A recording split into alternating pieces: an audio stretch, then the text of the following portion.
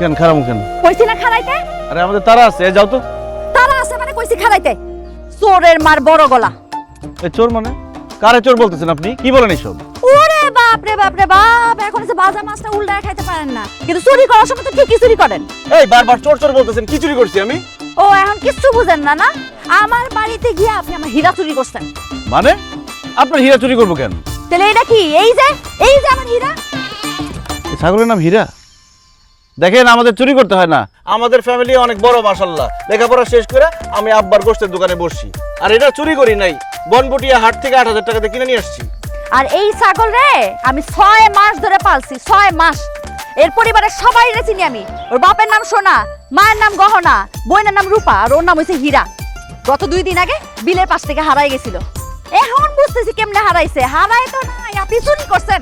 এই আপনি কিন্তু যাতা বলতেছেন। জাতা বলতেছি আমি মোটাও জাতা বলতেছি না। আমার হীরাটা আপনি ফেরত দেন। কেন দিব? আমি হাট থেকে ৮,০০০ টাকা দিয়ে কিনে নিয়ে আসছি, রিসিট আছে আমার কাছে। এইসব রিসিট ফটোকপির দোকানে বহুত বানানো যায়।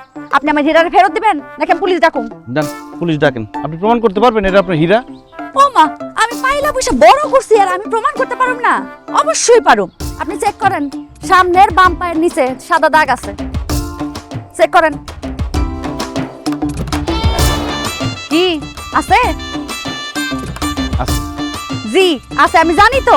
দেন, এখনই ফেরত দেন, বান্ধন খোলেন। আমি যে হাট থেকে ৮,০০০ টাকা দিয়ে কিনে নিয়ে আসলাম। চোরের কাছ থেকে যদি খাসি কিনে এই অবস্থাই হবে। দেন, আমার হীরাটা ফেরত দেন। আসো ওরে ময়না রে।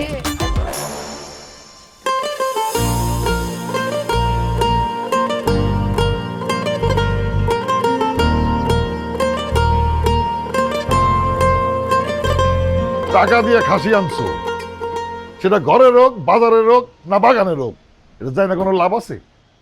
টাকা দিছো, রিসিট দিছো, খাসি নিয়ে সোজা দোকানে আসবা, সেটা জবাই করে বেচমু। সেই খাসি ফেরত দেওয়া লাগবো কিসের জন্যে? আব্বা, খাসিটা চোরাই, নাম হীরা। আরে হীরা হোক আর মুক্ত হোক, তাতে কি? চোর চুরি করছে, তুমি তো করো নাই। তুমি খাজনা দিছো, খাসি আনছো। দোকানে খাসির মাংস আছে, 30 কেজি খাসির মাংসের অর্ডার আছে। আমি কি করবো? আমি যারা এই ফোন দেবো সেই বেশি দাম চাইবো। এইভাবে ব্যবসাটাকে? আব্বা, ভুল হয়ে গেছে। এই যে শিক্ষিত মানুষের আচরণ। আব্বা, অন্য কেউ হইলে ফেরত দিতাম না। মেয়েটা খুব ভালো, প্রাণীর প্রতি বেশ মায়া। প্রাণীর প্রতি বেশ মায়া? তোমার দিয়ে এই কষায়ের ব্যবসা হবে না। তুমি এক কাজ করো, কবুতরের ব্যবসা করো। মানুষ তোমার কাছ থেকে পোষার জন্য কবুতর কিনবো। আরে আমরা কষাই, সমস্ত মায়া মমতা পাশে রেখে আমরা এই ব্যবসা করি।